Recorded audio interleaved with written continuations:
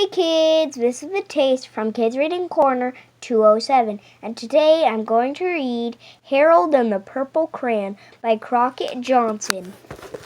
One evening, after thinking it over for some time, Harold decided to go for a walk in the moonlight.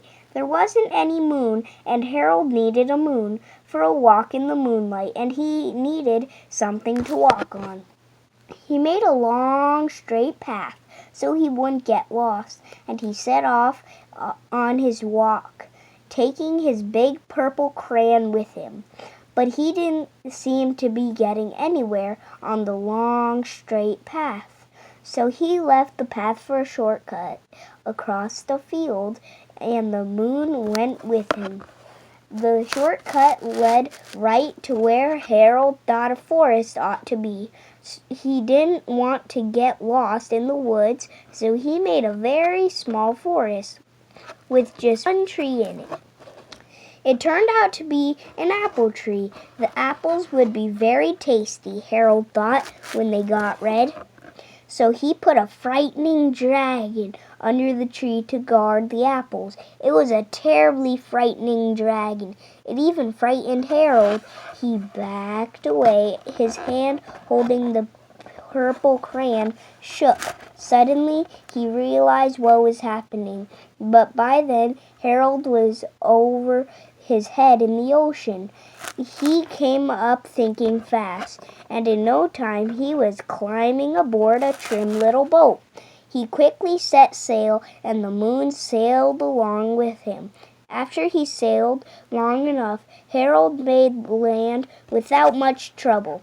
He stepped ashore on the beach, wondering where he was. The sandy beach reminded Harold of picnics, and the thought of picnics made him hungry, so he laid out a nice, simple picnic lunch.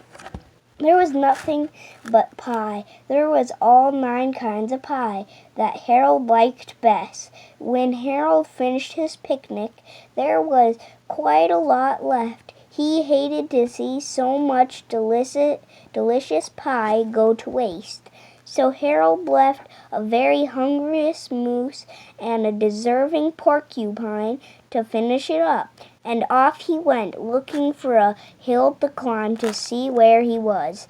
Harold knew that the higher up he went, the further he could see, so he decided to make the hill into a mountain. If he went high enough, he thought he could see the window out of his bedroom. He was tired, and he felt he ought to be getting to bed. He hoped he could see his bedroom window from the top of the mountain.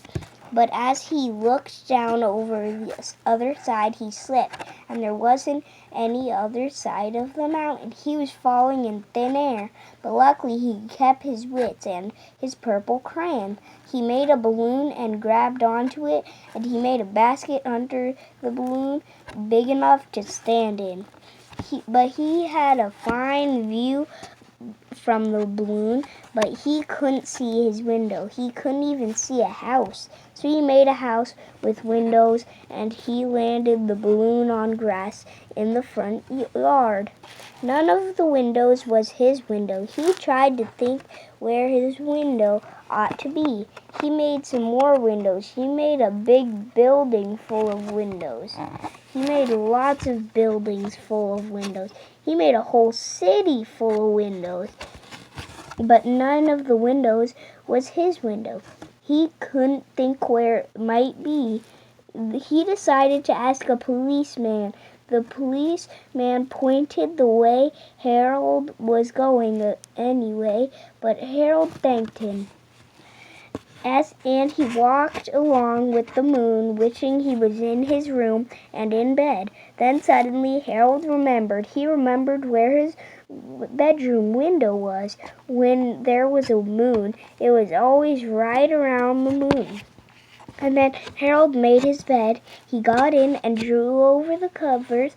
The purple crayon dropped on the floor, and Harold fell asleep. The end. Thanks for listening, and read lots.